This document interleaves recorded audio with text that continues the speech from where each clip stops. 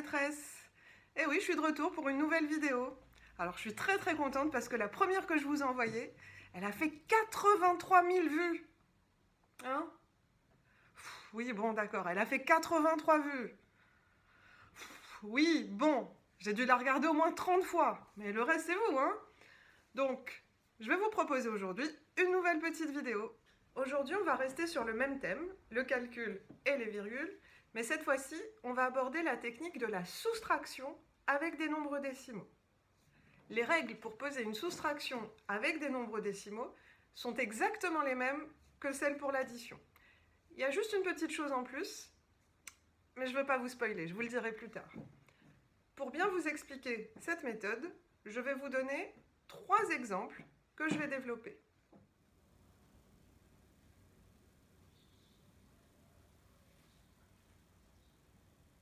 Pour le premier exemple, j'ai choisi ces deux nombres, 237,48 et 51,76. Alors, rappelez-vous que pour poser une soustraction, il faut toujours mettre le plus grand nombre en haut et le plus petit en bas. Donc on va d'abord déterminer le plus grand nombre, 237,48 ou 51,76.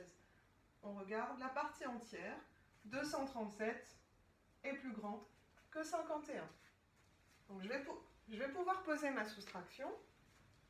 237,48.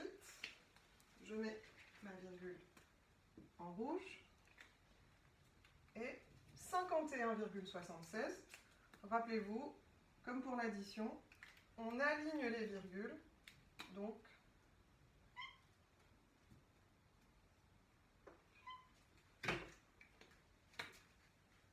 voilà. Je vais pouvoir faire mon calcul.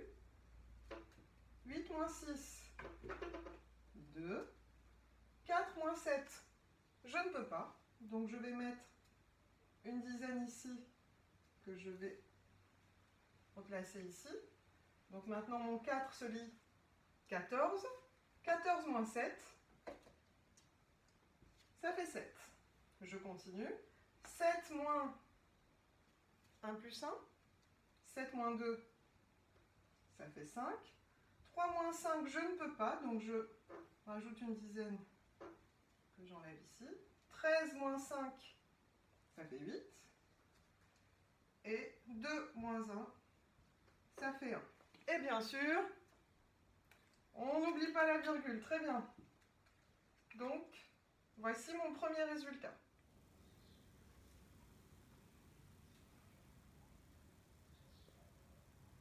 Pour le deuxième exemple, j'ai choisi ces deux nombres, 9,217 et 46,3. Pour pouvoir poser la soustraction, on va d'abord devoir trouver le plus grand nombre, celui qui ira au-dessus. Rappelez-vous, pour des nombres décimaux, le plus grand nombre, c'est celui qui a la plus grande partie entière. Ici, 9. Ici, 46. 46 est plus grand que 9, donc il ira en haut. Attention, ce n'est pas forcément le plus long nombre qui va être le plus grand. Je vais poser ma soustraction. 46,3 moins 9,217. Comme pour l'addition, j'aligne mes virgules. Donc, je vais avoir 9,217. Et c'est là que les problèmes commencent. J'ai mon 7 ici qui est tout seul. Alors, je serais tentée, par facilité, de dire 7 tout seul. Oh bah, je vais écrire 7 ici. Mais non, ce n'est pas un 7 tout seul. C'est 0 moins 7. Je vous avais dit pour l'addition que les zéros n'étaient pas obligatoires. Ils étaient là surtout pour remplir les trous. Là, pour la soustraction, les zéros sont obligatoires. Répétez après moi. Les zéros sont obligatoires. J'en ai un là et un là. Et maintenant seulement je peux faire ma soustraction. Évidemment, ce sera plus compliqué parce qu'il y aura des retenues. 0 moins 7, c'est pas possible. Je mets une dizaine. Ça me fait 10 moins 7 égale 3. 0 moins 2, ce n'est pas possible. 10 moins 2, ça fait 8. 3 moins 3, 0. 6 moins 9, on ne peut pas. 16 moins 9, ça fait 7. Et 4 moins 1, 3. Et on pense toujours à la virgule. Donc rappelez-vous, les zéros sont obligatoires quand on a des trous.